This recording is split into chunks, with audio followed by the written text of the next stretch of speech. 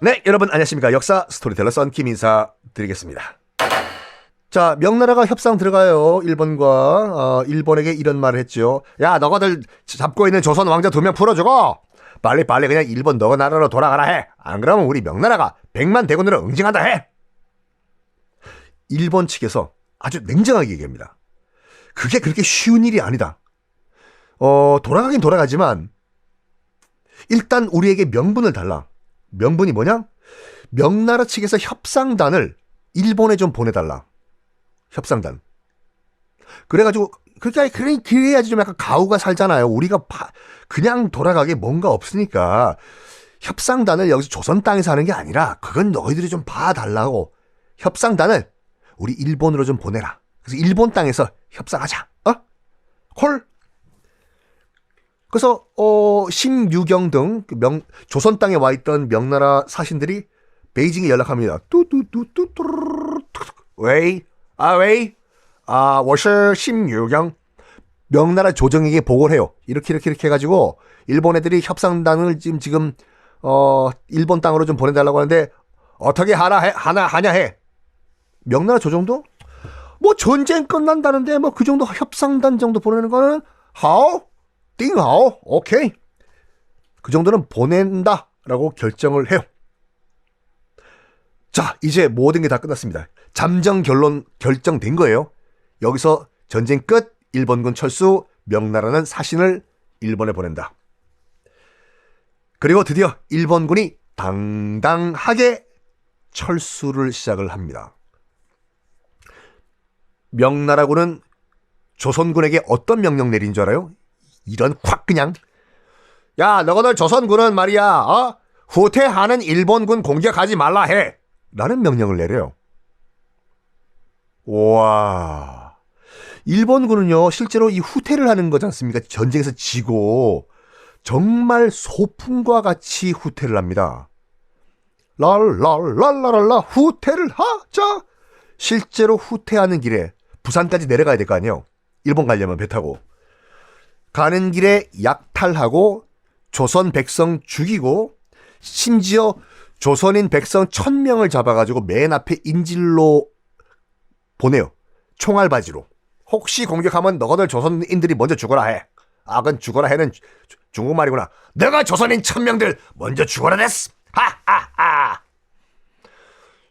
조선인 1000명을 앞에 세우고 가는 길에 약탈하고 도공들 납치하고 도자기 만드는 도공들, 특히 악공들도 납치를 해요. 악기 연주자들. 그러면서 밤마다 술 마시고 조선인 악공 지금부터 게리무어의 스텔가트 블루 연주하라 데스. 뚜두두두 뚜두두 뚜두두두. 이게 무슨 후퇴예요? 이게 소풍이지. 그래서 권율 장군이 이 모습을 보고 격분을 합니다. 내가 저것들 공격해야 되겠다. 공격을 해야 되겠다. 그러니까 공격도 했을까요? 명나라가 막아요. 야, 권율이고 뭐시고 해. 이거 국제적인 약속이다 해. 어디 감히 명나라 말 들으라 해. 권율 장군은 명나라 장수가 자기를 막자 쓰러져가지고 땅을 치고 통곡을 하셨다고 합니다. 명나라군도 추격을 하긴 해요. 일본군은. 어떻게? 거리를 두고 쇼한 거예요. 쇼. 야, 명나라군 앞에 있는 애들 너무 빨리 걷는다 해. 적당히 한 2km 간격 유지하고 추격하라 해. 허! 왜냐면 명나라는 더 이상 싸울 이유 없어요. 일본군이 철수하지 않았습니까? 명나라의 목표는 이거예요. 일본이 중국 침공하는 걸 막는다였는데 목표 달성했잖아요. 돌아가니까. 그러니까 굳이 전쟁할 필요 없어요. 명나라는요. 이러한 명나라의 보호 하에 일본군은 드디어 남해 바다까지 도착을 합니다. 이제 철수할 일만 남은 거예요. 그때 빰빰 도요토미 히데요시로부터 편지 한 장이 날라옵니다. 난다 그래요. 고노 편지가 난데스까? 펼쳐보니까 도요토미 히데요시가 어떤 명령을 내렸냐면요. 후퇴를 하더라도 진주성 복수하고 후퇴하라 라는 명령을 내려요. 조선 정벌 실패한 분노를 어디다 풀고 와야 될 거 아니야, 지금요. 적어도 한 곳은 완전 씨를 말려놓고 후퇴하자. 이거예요. 그거를 타겟을 진주성으로 잡은 거예요. 왜? 김시민 목사의 진주성 전투에서 박살났잖아, 일본이요. 그 분풀이에요. 실제로 도요토미 히데요시가 편지에 이런 글을 썼습니다. 진주성을 공격하고 성 안의 조선인들은 싹 다 죽여라. 에요. 10만 대군이 진주로 몰려갑니다. 일본 왜군 10만 대군이. 이거부터가 뭔가 이상한 거예요. 진주성 정도는요, 한 만에서 2만이면은 충분히 전투가 가능하거든요. 근데 10만 대군을 진주성 하나에 보냈다는 것은 정말로 쥐새끼 고양이까지 싹 다 죽여버리겠다는 겁니다. 이때 명나라가 이때 끼어들어요.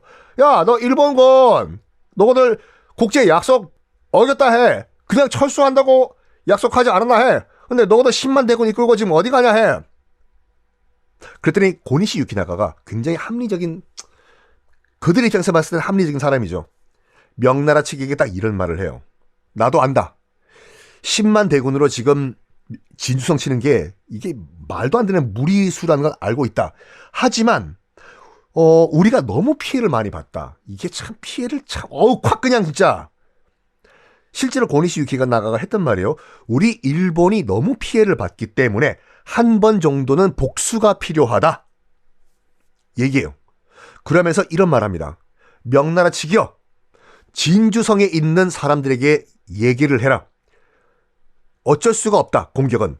지금 살려면 성을 비우고 다 도망가라고 얘기하라고. 진주성 사람들한테. 이게 나 고니시 유키나가가 할 수 있는 마지막 일이다. 라는 말을 합니다. 진주성은 10만 일본 대군의 포위가 됩니다. 진주성 안에는 그럼 몇만 있었냐? 일단 의병과 관군들 합쳐가지고 10,000명 정도가 있었어요. 이것도 10배 차이예요. 누가 있었냐면 고경명 의병장 기억나시죠? 고경명 의병장. 무등산을 바라보면서 실을 읊으시다가 붓을 놓고 칼 드신 분의 아들이 거기 또 있었어요. 진주성 안에. 아버지의 원수를 갚겠다 해서 고종후라는 분이신데 또다시 의병을 이끌고 있었던 분이에요. 정말 대단하신 집안이에요. 아버지도 의병장, 그 아들도 의병장. 그리고 김천일이란 의병장도 계셨어요. 나이가 70이 다 된 노인이었어요. 갑옷이 무거워가지고 다리가 덜덜덜덜 떨리던 의병장이었어요. 김천일 의병장 꼭 기억하세요. 김천일 의병장에게 그러니까 정식 군대가 아니잖아요. 군인이 아니지 않습니까? 그래서 관군이 얘기를 해요. 후들후들 다리 떨고 있는 그 노인네 의병장한테 도망가시라고. 굳이 죽을 필요 없다고. 그랬더니 김천일 의병장이 이 노인께서 뭐라고 말씀하시냐면, 이 진주성 안에는 식량도 충분하고 화약도 많아가지고 죽을 때 참 보람되게 죽을 수 있어요. 하하하하. 실제 하셨던 발언이에요. 싸우다가 죽을 때 아주 보람되게 죽을 수가 있어. 조정에서 곽재우 장군에게도 참전 명령을 내렸거든요. 곽재우 홍희 장군, 빨간 옷 입고 다니시는 곽재우 장군에게도 지금 진주성 안에 들어가가지고 같이 싸우라라고 명령을 내렸는데, 곽재우 장군은 명령을 거부합니다. 이게 약간 논란이 됐는데 곽재우 장군 입장에서도 이해가 돼요. 이런 말을 했어요. 곽재우 장군은 지금 들어가서 죽으면 의미 없는 죽음이다. 나중에 다시 난 기회를 보겠다. 그렇죠. 지금 진주성 안에 들어가면 100% 죽어요, 지금요. 자, 진주성 2차 공격이 시작됐습니다. 일본군 공격 시작합니다. 처절하게 저항을 해요. 진주성 내부에서. 일본군은 귀갑차라는 장갑차까지 이용을 합니다. 뭐냐면 나무로 만든 장갑차인데 귀갑, 거북이 등껍질같이 생겨가지고 이거를, 그러니까 트로이의 목마르기보다 그 성냥갑처럼 생긴 나무 차인데 안에 사람이 들어가고 걸어가요. 위에서 돌 떨어지면 막을 수 있게. 성벽까지 간 다음에 이거 가지고 뭐 망치 이런 거로 이제 성벽을 부수는 역할을 하는 거예요. 그런데 귀갑차가 나무로 만들었지 않습니까? 위에서 대포를 아래로 향하게 하라. 네! 아래로 발사! 펑! 다 죽죠. 다 죽어요. 아무리 해도 진주성이 안 깨지니까 10만 대군으로도 안 깨지니까 일본군이 격분을 하면서 뭐 하냐면 흙산을 쌓아요. 네. 흙으로 산을 쌓아요. 영화 안시성 보셨죠? 저랑 비슷한 조인성이 주연을 했던 안시성에서도 당나라군이 안시성보다 높은 흙산을 쌓지 않습니까? 그거와 똑같이 일본군도 흙으로 만든 산을 쌓아요. 그거로 성 안으로 뛰어넘겠다. 야, 진주성 안에 있던 조선군도 정말 대단했습니다. 일본군이 10m의 산을 쌓죠? 조선군은 11m의 산을 쌓아요. 우리가 위에서 공격하겠다. 처절하게 싸웠습니다. 근데 이때 하늘이 우리를 돕지 않았네요. 갑자기 엄청난 폭우가 쏟아지기 시작을 합니다. 그래서 이 비 때문에 성벽의 일부가 드디어 무너집니다. 그래서 일본군이 무너진 성벽으로 구멍 났다 됐어! 밀려 들어와요. 진주성에서 이렇게 외롭게 싸우고 있을 때 조선군과 명나라군은 그 누구도 도와주질 않습니다. 조선군은 달려가서 돕고 싶었어요. 하지만 명나라가 어디 가냐 해! 조선군 스톱! 아무도 안 도와줍니다. 정말 진주성만의 외로운 전투였습니다. 결국에는 현실적으로 모두가 다 전멸합니다. 진주성 안. 의병장 그리고 관군 장수들 다 모여요. 촉석루에 지금 진주 남강 위에 있는 그러면서 적의 포로가 될 바엔 우린 장수들이다. 우리가 그냥 죽자 해서 북쪽에 있는 선조를 향해서 절을 한 다음에 모든 의병장과 관군 장수들이 촉석루에서 남강으로 투신을 합니다. 그리고 그 할배 의병장 김천일 병사들에게 이렇게 외쳤다고 하죠. 우리는 죽는다. 살 수가 없다. 나의 병사들이여 죽기 전에 외놈 한 놈 더 죽이고 우리 장렬하게 죽자 하셨어요. 그리고 또 이 관군 장수 중에 이종인 장군이라고 계셨거든요. 남강에 투신하기 직전에 왜군들 2명을 양손으로 헤드락을 걸어가지고 2명을 끼고 투신했어요. 나 이종인 여기서 외놈 2명과 함께 죽는다! 라고 외치면서 남강에 투신을 하셨습니다. 그리고 고경명 의병장의 아드님도 여기서 전사를 하십니다. 아버지도 돌아가시고 아들도 돌아가시고 전원 최후를 맞습니다. 그리고 진주성 백성들 모두를 다 도륙을 해버려요. 자, 일본군은 일단 승리했죠. 진주성을 다 학살했으니까. 전투 끝에 이제 파티를 합니다. 파티를 해요. 남강에서. 진주 가면 여러분 촉석루와 남강 꼭 가보십시오, 여러분들. 남강 강변에서 파티를 하는데 이 모습을 볼 수가 없었던 당시 양반집 따님이었던 주논계라는 이 분께서 기생으로 분장을 해서 논계는요 기생 아니에요. 양반집 따님이셨어요. 근데 기생으로 분장을 해서 일본군의 잔치 축하 승전 잔치에 들어갑니다. 술 따라 주시고 그러다가 기회를 보고 일본군 장수였던 케야무라 로코스케라는 일본 장수가 있거든요. 그 장수의 허리를 딱 손으로 잡고 손가락으로 락을 걸어서 바로 남강에 투신을 하십니다. 이게 우리가 알고 있는 논계 스토리입니다. 자, 도요토미 히데요시 진주성에 막대한 피해를 줬습니다. 일단 진주성을 점령을 하는데 성공을 하죠. 그렇지만 일본도 엄청나게 피해를 당해요. 지쳤습니다. 그래서 결국 전라도를 다시 포기해요. 일단은 진주를 치고 가려고 했는데 안 되겠다. 이제 진짜 일본군들 본국으로 후퇴를 준비를 합니다. 그러면서 그때까지도 지금 그 포로로 잡혀있던 임해군과 순하군, 이 사이코패스들 부산에서 풀어줍니다. 왕자상 고향으로 돌아가라 데스. 가도 됩니까? 어서 가십시오 데스. 이제 게임 다 끝난 거예요 지금요.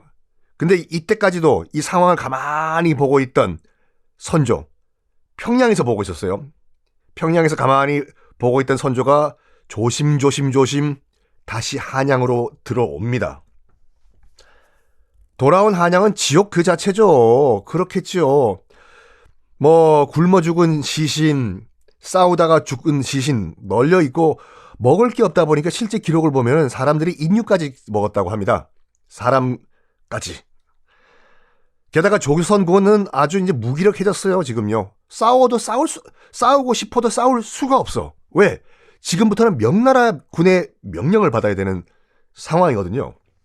의병들, 권율 장군 등등 조선 관군들 무기력에 빠집니다. 그렇죠. 눈앞에 왜군이 있는데도 공격 못해요. 명나라가 말려요.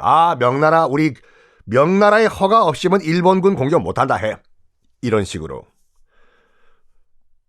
당연히 이제 그 의병도 그렇고 관군도 그렇고 아니 우리가 왜 외국 군대의 명령을 받아야 되는 것인가? 격분을 하겠죠. 선조가 이렇게 한양에 돌아왔으면 한양 민심을 좀 토닥토닥하고 이래야 되는데 이제 슬슬 선조가 뭘 하냐? 의병에 대한 복수를 시작합니다. 에? 의병에 대한 복수를 왜? 질투를 느꼈거든. 그렇겠죠. 의병장들 얼마나 백성들한테는 영웅이었겠죠.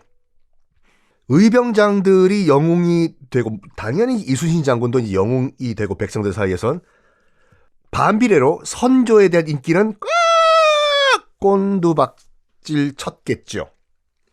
선조는 정말 질투의 화신이었어요. 심지어는 광해군이요. 광해군 지금 세자죠. 지금 임진왜란 당시에 분조 기억나시죠? 조정을 둘로 나눠가지고 제2정부를 만든 분조를 이끌고 있던 광해군은 정말로 전투 현장을 뛰어다니면서 목숨 걸고 싸웠어요. 광해군. 당연히 광해군 인기는 BTS급으로 치고 올라가니까 선조는 자기 아들에게도 질투를 엄청 느꼈어요. 일단 가장 만만한 의병에 대한 복수 시작을 합니다. 복수를 하려고 해도 명분이 필요하잖아요. 이때 명분이 하나가 딱 터져버리네. 이런 어수선한 분위기 가운데 영모가 시도가 돼요. 선조 뭐 하는 거야? 선조를 끌어내리고 다른 이를 왕으로 앉히자. 이 몽학이란 인물이 충청도에서 반란을 일으켰네. 근데 아주 어설픈 반란이었어요. 바로 진압이 됩니다. 이몽학 나 여기서 죽는다. 이렇게요. 당연히 이 반란이니까 관련자들 다 끌려와가지고 조사를 받았겠죠. 너희들 주모자가 누구야? 주동자가 누구야? 두목이 누구야? 난 모른다. 너 관련 있는 사람 누구야? 모른다. 모른다고? 김덕령이 연관돼 있다. 라고 김덕령이라는 이름이 톡 튀어나와요. 계속 나온 거예요. 공문할 때마다 김덕령이 우리 편이다. 김덕령이 우리 편이야. 김덕령이 우리 편이야.